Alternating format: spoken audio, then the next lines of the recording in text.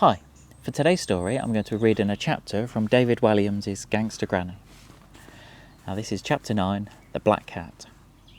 Ben stared at his granny as she stood by the jeweller's shop, dressed all in black. Ben, she prompted, what are you doing following me? Ben was so shocked he couldn't form a sentence. Well, she said, whatever you're doing, here, you'll have the cops on us in no time. We'd better get out of here. Quick, jump on. But I can't. Ben, we've got about 30 seconds before the CCTV camera comes on. She pointed to a camera screwed to the wall of an apartment block next to the row of shops. Ben jumped on her back on her mobility scooter. You know when the CCTV cameras come on? He asked. Ah, said Granny. You'd be surprised what to know. Ben looked at her back as she drove. He'd just seen her preparing to rob a jeweller's shop. How could he be more surprised?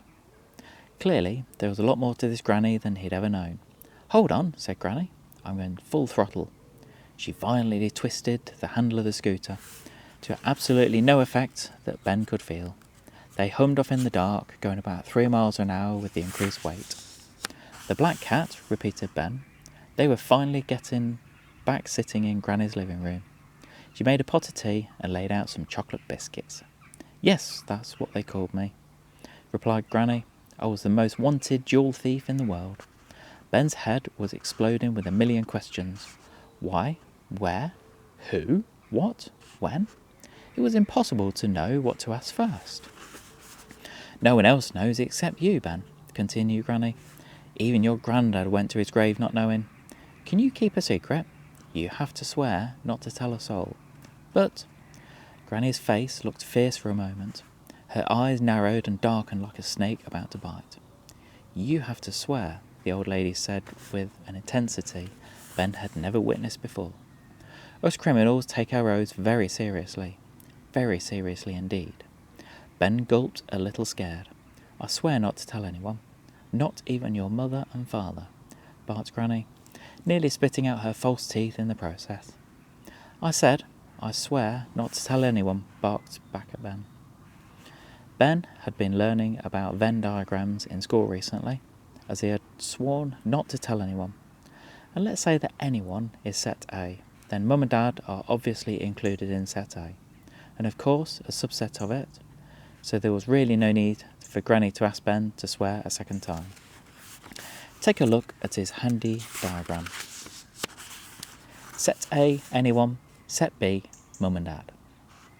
But Ben didn't think his Granny would be interested in Venn diagrams right now, since she was still staring at him with those scary eyes. He sighed and said, All right, I swear not to tell Mum and Dad. Good boy, said Granny, as her hearing aid began to whistle. On one condition, ventured Ben. What's that, said Granny, seeming a little startled by his nerve. You have to tell me everything. Chapter 10. Everything. I was about your age when I stole my first diamond ring, said Granny. Ben was astonished, partly at the idea that Granny had even been his age, which seemed impossible, and partly because of the obvious fact that 11-year-old girls do not actually steal diamonds.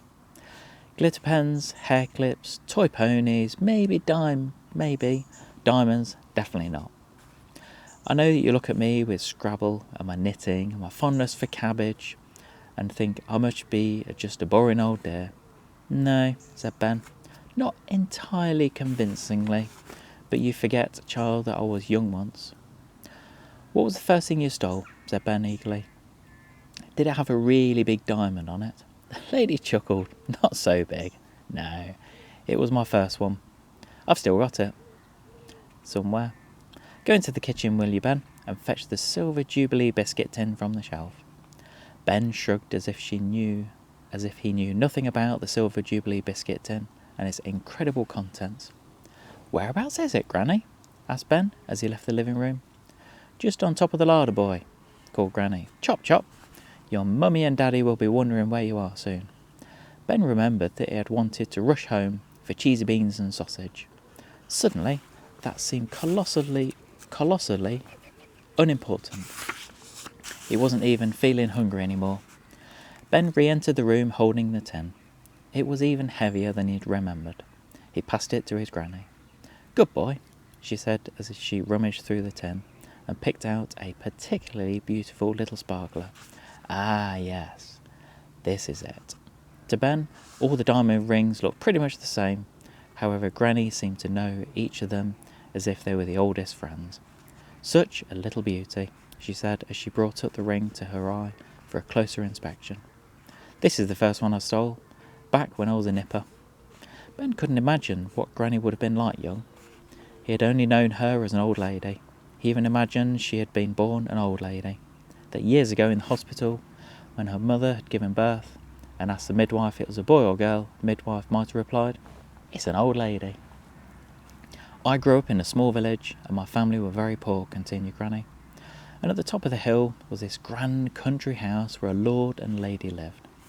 Lord and Lady Davenport. It was just after the war and we didn't have much food in those days. I was hungry, so one night at midnight, when everyone's asleep, I crept out of my mother and father's little cottage. Under the cover of darkness, I made my way through the woods and up the hill to Davenport House." "Weren't you scared?" asked Ben. "Yes, of course I was. Being alone in the dark woods at night, it was terrifying. There were guard dogs at the house, great big black Dobermans. So as quietly as I could, I climbed a drain pipe and I found an unlocked window. And I was a very little girl at 11, small for my age, so I managed to squeeze myself through a tiny gap in the window and landed behind the velvet curtain. When I pulled back the curtain, I realised I was in Lord and Lady Davenport's bedroom." "Oh no," said Ben. "Oh yes," continued the old lady. "I thought I might just take some food perhaps, and next to the bed I saw this little beauty." She indicated the diamond ring. "So you just took it? Being an international jewel thief is never that simple, young man," said Granny. "The Lord and Lady were snoring heavily, but if I woke them, I'd be dead. The Lord always slept with a shotgun by the bed."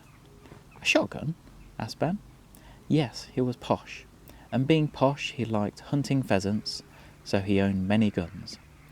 Ben was sweating with nerves, but he didn't wake up and try and shoot you, did he? "Be patient, young man. All in good time."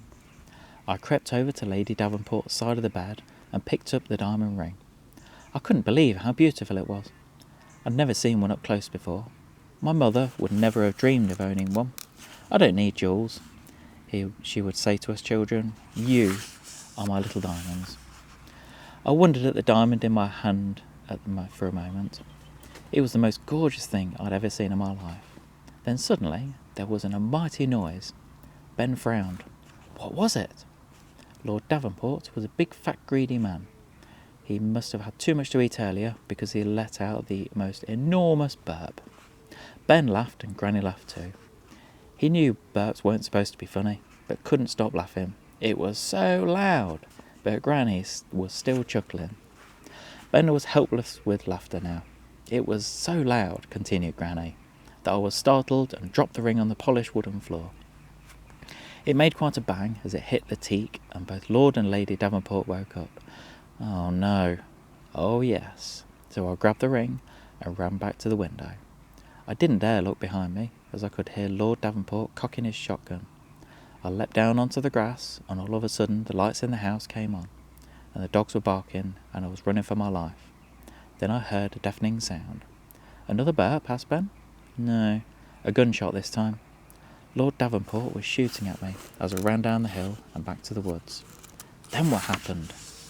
Granny looked at her little gold watch. "My dear, you had better head home. Your mummy and daddy will be worried sick." "I doubt it," said Ben. "All they care about is stupid ballroom dancing." "That's not true," said Granny unexpectedly. "You know they love you." "I want to hear the end of the story," said Ben, frustrated. He was desperate to know what happened next. "You will, another day." "But Granny..." "Ben, you have to go home." "That's not fair." "Ben, you must leave now. I can tell you what happened when you come another day, but..." "To be continued," she said. So, I hope you enjoyed that quick chapter, or 2 chapters, from David Walliams' Gangsta Granny. I must say it's one of my favourite books. I really enjoyed reading that over the years to my kids. I just wanted to share a little about where I am. You might be able to hear that, well, I've got a motorbike going past at the moment. It's a little bit noisy. But overall, we've got the birds singing in the background. I'm right by a fantastic log cabin in the heart of Norfolk in England. As you can see, it's just early evening. It's around 7:30, or is it almost 7:30 now in the evening. It's quite a nice summer's evening, but it's just getting dusk, so we've got the lights on above, and the location is absolutely stunning.